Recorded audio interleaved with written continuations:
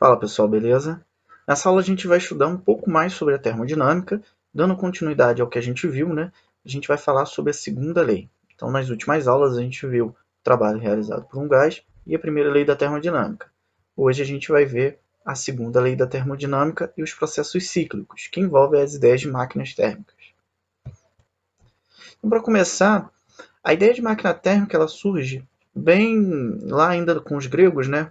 Com Herão de Alexandria, ele propôs o primeiro uso de uma máquina térmica que se tem um relato, né? A ideia dele era uma máquina com esse formato, né? Com essa ideia, e aparentemente ela não tinha nenhuma usabilidade, era apenas algo interessante para ser feito, né? Era como uma brincadeira.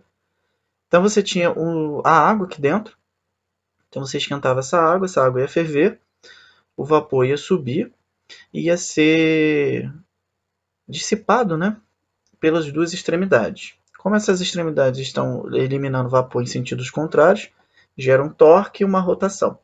Então esse é o primeiro relato que a gente tem da transformação de energia térmica em energia cinética, que é a ideia da máquina a vapor, né? Transformar a energia térmica em um outro tipo de energia, no caso aqui energia cinética. Isso foi o primeiro relato com Herón de Alexandria.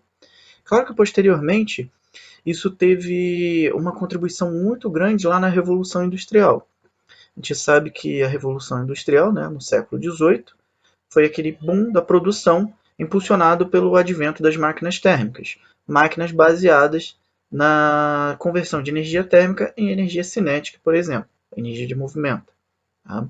Então essa ideia de máquina ela ganha forma, né, de máquinas térmicas, revoluciona ali na segunda metade do século XVIII, e aí você tem o advento de máquinas térmicas, tanto na produção em escala global, né, quanto também no transporte, pelas nossas máquinas a vapor, o trem, a Maria-Fumaça. Né?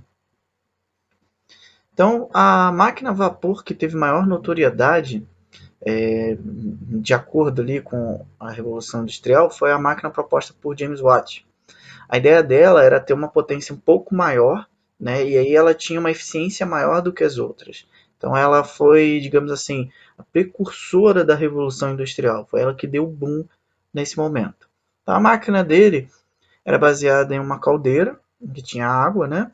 Você fervia essa caldeira, o vapor ia subir por um dos lados e impulsionar esse pistão, né?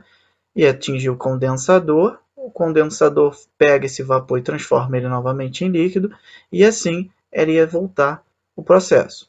Então, conforme esse pistão sobe, esse cara aqui gira, né? Isso aqui se eleva, isso aqui é um ponto fixo, então você eleva aqui e abaixa esse ponto, então essa roda gira no sentido anti-horário, né? Então, esse foi a primeira máquina térmica assim, com uma maior eficiência, que foi usada em larga escala. Hoje em dia a gente tem máquinas térmicas que são usadas em grandes escalas, por exemplo, essa daqui é um exemplo de máquina térmica, né? Que é uma turbina de uma usina. Então, qual é a ideia da turbina de uma usina? Né? Transformar o vapor, que vem devido a vários processos, né? Então depende da usina, mas basicamente é transformar aquele vapor em energia, né? A energia térmica do vapor em energia cinética, e aí, junto com o gerador, vai produzir energia elétrica. A gente ainda tem isso nos tempos atuais. Além disso, também a gente tem um motor a explosão, que também não deixa de ser uma máquina térmica. Aqui tem um exemplo de um motor de 4 tempos, né? Que é basicamente são 4 etapas. A primeira é a admissão do combustível, então o combustível entra dentro do nosso recipiente, né? Depois ele fecha, sofre uma compressão do pistão, nesse movimento aqui, né? Depois de sofrer a compressão, essa vela vai soltar uma faísca e vai ocasionar a explosão do combustível, gerando o impulso para que esse pistão dê mais um giro. Depois, né, claro, você tem a exaustão dos gases. Então os gases saem e você volta esse processo. Então percebe que isso é um processo cíclico. Então aqui a gente já tem uma ideia do que vem a ser um ciclo dentro das transformações. Você executa uma transformação, depois volta para a etapa inicial e repete esse processo. O que a gente está querendo aqui? A gente fornece uma energia e a gente está tentando obter outra energia. De que forma, né? Eu estou fornecendo energia química do combustível, e estou transformando essa energia química em energia cinética, de movimento. Então a ideia aqui é realizar trabalho, tá? Porque essa energia de movimento vai ser usada para o transporte de alguma coisa, ou etc. Além disso, a gente também tem os refrigeradores. Nos casos que a gente viu até então, a gente pegava o calor e fazia com que aquele calor virasse um trabalho, né? Realizasse um trabalho. Então a gente extraía energia de uma fonte térmica. Aqui o que a gente faz é o contrário. A gente fornece o trabalho, né? E a gente retira calor do sistema. Então a ideia do refrigerador é essa. O compressor serve para isso. Ele realiza trabalho sobre o gás, né? O gás de Freon. Ele vai remover calor dos alimentos e vai dissipar aqui nessa serpentina. Então o fluido está resfriado aqui, ele vai ser aquecido, vai remover calor do nosso ambiente, né? E vai vir para a serpentina, onde vai dissipar para o meio externo. E é esse compressor que auxilia nesse processo. Mas o que a gente viu até aqui são máquinas térmicas, de qualquer forma, que operam em ciclos. Então, o que vem a ser um ciclo, né? A gente pode entender um ciclo como sendo uma transformação gasosa, ou uma transformação, né? Que o estado final do gás coincide com o estado inicial. Ou seja, você faz alguns processos e no final você volta para o ponto de partida, como está representado aqui. Um gráfico pressão em função do volume. Então eu estou numa configuração A, lembrando, né, que quer causar uma transformação gasosa. Eu tenho uma configuração de pressão, volume e temperatura, faço algum processo e mudo uma dessas variáveis de estado. Ou a pressão muda, o volume ou a temperatura. Então a ideia aqui é a seguinte: você tem uma pressão e um volume. Estou no estado A. Faço algum processo pelo caminho 1 aqui, ó, e levo o meu gás para o estado B, com uma nova pressão, um novo volume e uma nova temperatura. Aí executo um outro processo e novamente, ó, por um outro caminho, e novamente eu volto para o ponto A. Então percebe que eu fiz um ciclo. Eu fui de A para B, depois de B para A. Então a ideia de um ciclo é essa: é você executar transformações e retornar para o ponto de partida. E aí tem um detalhe importante. Quando a gente retorna ao estado inicial, né, você sai de A, vai para B, depois volta para a temperatura final vai coincidir com a temperatura inicial. Por quê? A temperatura inicial é A. Né? Você vai para B, volta para A. Então qual é a sua temperatura final? A também. E aí lembrar, pela primeira lei da termodinâmica, quais grandezas estavam relacionadas diretamente com a temperatura? Né? A variação de energia interna do sistema estava relacionada de forma direta com a temperatura. Então, se a temperatura final coincide com a temperatura inicial, o que a gente pode concluir com respeito à variação de energia interna do sistema nesse processo cíclico? Né? É que essa variação de energia interna vai ser zero, porque a energia interna final vai ser igual à energia interna inicial. Então, sempre que a gente estiver dentro de um ciclo, a variação de energia interna tem que ser zero. Tá bom? Então, pela nossa primeira lei da termodinâmica, existe uma relação direta entre a quantidade de calor recebida e o trabalho. Então, o trabalho é uma transformação cíclica. Como que a gente pode calcular o trabalho? Né? Sempre que a gente tiver um gráfico pressão em função do volume, vale aquela regra de usar a área por baixo do gráfico. Só que aqui a gente tem que tomar cuidado que é um ciclo. Sempre que for um ciclo, o trabalho vai ser exatamente a área desse ciclo, só a área interna, e não a área externa. Então, a trabalho em uma transformação cíclica é simplesmente a soma dos trabalhos de todas as etapas do ciclo. Então, eu vou calcular o trabalho de A para B, depois o trabalho de B para A, e vou somar esses dois caras. Aqui o trabalho pode ser negativo também, lembrar disso, né? Então, o trabalho do ciclo é a soma do trabalho para ir de A para B, mais o trabalho de B para A. Quando a gente pensa de forma geométrica, né, o trabalho de A para B ele é positivo, vai daqui para cá, né, de A para B. Então, essa região aqui toda. Aí vou somar com o trabalho de B para A. De B para A, o volume final, o volume inicial, ele é menor que o volume final, maior, né, que o volume final. Então, quando a gente fizer essa diferença de volume, isso vai dar um trabalho o quê? Negativo, porque o volume vai ficar, a variação de volume vai ser negativa. Então, o trabalho de B para A é negativo.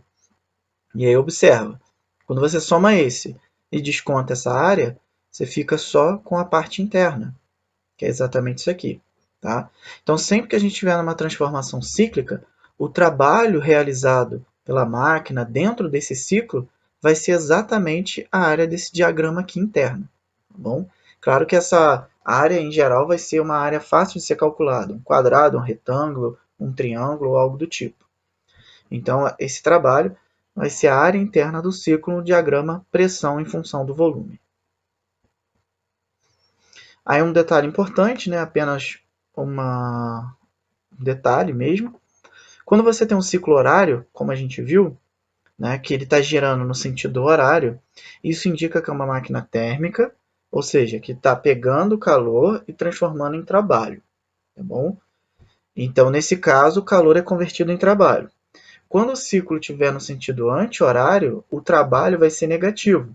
O que significa um trabalho negativo? Significa que a gente está aplicando um trabalho para remover calor. Tá? Então a gente está pegando um trabalho e convertendo ele em calor. Essa é a ideia das máquinas frigoríficas, como o refrigerador no caso. Tem um compressor lá que realiza trabalho para que o gás consiga remover calor do sistema. Tá? Então essa é a diferença. Numa máquina térmica, a gente pega um gás ou algo do tipo, né? Ou vapor, né, no caso. Você pega aquele vapor que está quente, pega aquela energia térmica e transforma em uma outra energia. Então você retira, você pega o calor e transforma em trabalho. Na máquina frigorífica é o contrário. A gente executa um trabalho, beleza? E aí esse cara vai remover calor do sistema. Então por isso que a ideia do ciclo é essa. Quando o trabalho for positivo, o ciclo é horário. E a gente está numa máquina térmica. Trabalho negativo, aí a gente está numa máquina frigorífica, que seria um refrigerador. Bom, então o trabalho ele vai ser convertido em calor. E aí, segunda lei da termodinâmica, né? Então a gente viu a primeira lei da termodinâmica, que era basicamente o quê? Conservação de energia. Toda variação de energia interna podia ser entendida como a soma da quantidade de calor menos o trabalho, oposto ao trabalho, né? Então, no final, era só a gente pensar o quê? O trabalho era a soma da quantidade de calor mais a variação de energia interna. Tinha pensado dessa forma. Então, era, no final das contas, uma conservação de energia. A segunda lei da termodinâmica era um pouco diferente. Tem dois enunciados, né? O que a gente vai ver com mais, digamos assim, frequência é o segundo. O primeiro a gente já viu em algum momento, né? O calor não flui espontaneamente de um corpo com menor temperatura para um corpo de maior temperatura. O que significa isso? A gente aprendeu quando definiu o calor que o calor era uma energia em trânsito que passava sempre do cara de maior temperatura para o cara de menor temperatura. Nesse caso, a gente não aprendeu o contrário. Tem como o cara de menor temperatura passar calor para o cara de maior temperatura? A gente não aprendeu isso. Então a segunda lei diz o seguinte: não flui espontaneamente. Ou seja, na natureza você não vai observar isso. Mas será que existe algum processo que a gente pode fazer e executar essa situação? Talvez sim. E para as máquinas térmicas, que é o mais relevante? É impossível uma máquina térmica operando em ciclo converter integralmente calor em trabalho. O que significa isso? Todo o calor que a gente coloca numa máquina térmica ser convertido integralmente em trabalho. Exemplo, quando a gente abastece o carro, o que a gente está fazendo é fornecendo energia química para o motor. Será que 100% dessa energia química que a gente fornece está sendo convertida em trabalho, ou seja, em energia cinética, movimento? Se a gente buscar pesquisar a eficiência dos motores atuais, o motor de maior eficiência é o motor a diesel, né? Tem 40, chega a 40% de eficiência. Isso significa aí que a cada 1 litro, 40% de fato vai ser convertido em trabalho. Os outros 60% do combustível vai ser perdido em outras etapas do processo, seja por dissipação de calor, etc. Tá? Então, uma máquina térmica que opera em ciclo, é impossível a gente pegar toda a energia que entra e converter em trabalho. Sempre vai ocorrer dissipação. Isso é um processo natural do ciclo. Então, quando a gente pensa nessa segunda lei aplicada às máquinas térmicas, né? Você tem uma fonte quente, certo? que vai fornecer uma quantidade de calor Q1. Essa é a quantidade total de calor que está entrando. Essa máquina térmica vai executar um ciclo, por isso que está aqui uma volta, lembrar que esse ciclo é a variação de energia interna, e vai realizar um trabalho. Só que ela não vai pegar essa quantidade de calor total e converter em trabalho. Uma parte vai ser dissipada e perdida. Então esse Q2, que a gente representa aqui, é exatamente essa parte inutilizável da quantidade de calor que entrou, da energia recebida. Isso vai retornar para a fonte fria para voltar ao processo. Então, se a gente observar aqui, ó, toda a energia que entra, Q1, tem que ser igual ao trabalho que a máquina realizou, mais a quantidade de calor recebida. Então, pela primeira lei, ó, esse Q1, né, por conservação no caso, né, esse Q1 é igual ao trabalho mais Q2. Ou seja, todo o calor que entra tem que continuar ali, por conservação de energia. Então, Q1 igual ao trabalho mais o Q2. Então, se a gente isola o trabalho, a gente vê que o trabalho realizado no ciclo vai ser sempre igual à diferença da quantidade de calor que entrou menos e a quantidade de calor que foi perdida, dissipada, inutilizada ou não utilizada. Bom, e o rendimento de uma máquina térmica? Como é que a gente consegue então calcular o rendimento? Como é que a gente pode pensar?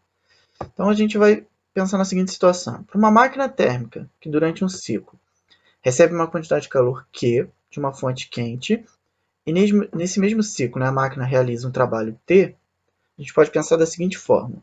O rendimento, a gente vai denotar pela letra eta, vai ser a razão entre o trabalho que a máquina realizou e todo o calor recebido. O que vai acontecer? Esse calor recebido vai ser o total, né? O trabalho realizado vai corresponder a uma parte desse total. Então, a gente tem uma fração do total. Então, a gente vai ter um percentual aqui do trabalho de fato. Então, esse eta, em outras palavras, né, esse rendimento, pode ser entendido como o trabalho dividido pelo calor recebido. O eta é uma grandeza adimensional, ou seja, um número puro, porque a gente está dividindo duas grandezas de mesma dimensão, que é a energia, né? E vai ser um número sempre entre 0 e 1. Por quê? Esse trabalho, como eu disse, é uma parte desse calor recebido. Então tem que ser sempre menor que Q. Então você espera que essa razão sempre fique entre 0 e 1. Então se seu número, sua razão der um valor maior que 1, está errado alguma coisa. Se der menor que 0, também está estranho. Tá? Se der entre 0 e 1, aí basta você avaliar a sua situação e ver se é coerente com o rendimento da máquina. Se você quiser em termos percentuais, faz essa razão, vai dar um número entre 0 e 1, multiplica por 100 e aí você vai ter um valor percentual do rendimento daquela máquina. Então, se uma máquina térmica transformasse em trabalho todo o calor que recebe, todo o calor que ia virar trabalho. Então, pela segunda lei da termodinâmica, a gente pode avaliar, né, se isso é coerente. O que ia acontecer com o rendimento da máquina? Todo o trabalho é igual à quantidade de calor que entrou. Então, você ia ter um número dividido por ele mesmo, ou seja, ia dar 1 ou 100%. Só que a gente viu que pela primeira lei da termodinâmica, isso é impossível. Então, a segunda lei da termodinâmica afirma exatamente isso. É impossível construir uma máquina que, operando em ciclo, transforme em trabalho todo o calor a ela fornecido. Então, não é possível que a gente encontre uma máquina desse tipo. Então, qualquer máquina com rendimento de 100% ou superior é suspeita. As máquinas elétricas, né, que possuem ótimos rendimentos, né, digamos assim, chegam a 93% de rendimento, etc. Um carro convencional um carro econômico, né, gira em torno de 97%, de 23% a 30%. Né? E como eu disse, o motor a diesel chega a 40% de rendimento. Então, máquinas térmicas elas são bastante ineficientes, apesar de serem muito úteis. Né? E aí vem a ideia. Será que existe algum ciclo que seja otimizado, o melhor ciclo possível que a gente pode criar? E aí vem a ideia do ciclo de Carnot. Foi criado pelo engenheiro militar Sadi Carnot, que ele elaborou uma ideia da seguinte forma. Qual seria o melhor ciclo para um rendimento? Ou seja, é o melhor rendimento possível para uma máquina térmica. Então esse é um ciclo teórico que opera entre duas temperaturas, T1 e T2, e apresenta o máximo rendimento quando comparado a qualquer outro ciclo. Então não tem outro ciclo com rendimento superior a esse. E aí tem 4 etapas esse ciclo. Então vamos ver aqui. Então a gente vai de A para B, ó. Isso aqui é uma isotérmica, de A para B, aqui também é uma isotérmica. Então de A para B a gente tem uma expansão isotérmica, o volume aumenta, mas de forma isotérmica, ou seja, mesma temperatura. Depois, ó, de B para A, a temperatura muda. E aí a gente tem uma expansão adiabática. Lembrar, adiabático não troca calor. Então de B para C, ó, tem uma expansão adiabática. Depois, de C para D, o que a gente tem é uma compressão isotérmica, beleza? C para D, ó. Então está perdendo calor aqui. De A para B recebe calor. E de C para D perde calor. Depois, esse cara vai sofrer uma compressão adiabática, sem trocar calor, beleza? De D para A. Então, no final, ó, ele volta para o A e continua o ciclo. Então, esse é o ciclo que tem maior rendimento. Como que a gente calcula esse rendimento do ciclo de Carnot? Vai ser igual a 1 menos a diferença, T2 sobre T1, onde T1 é a fonte primária, fonte quente, e T2 é a fonte fria, fonte secundária. Então, aqui, digamos assim, a fonte fria, processo final, e aqui é o que está entrando, tá bom? Então, esse aqui é o que sai, aqui é o que entra. Então é isso. Espero ter ajudado vocês. Valeu, até a próxima. Tchau, tchau.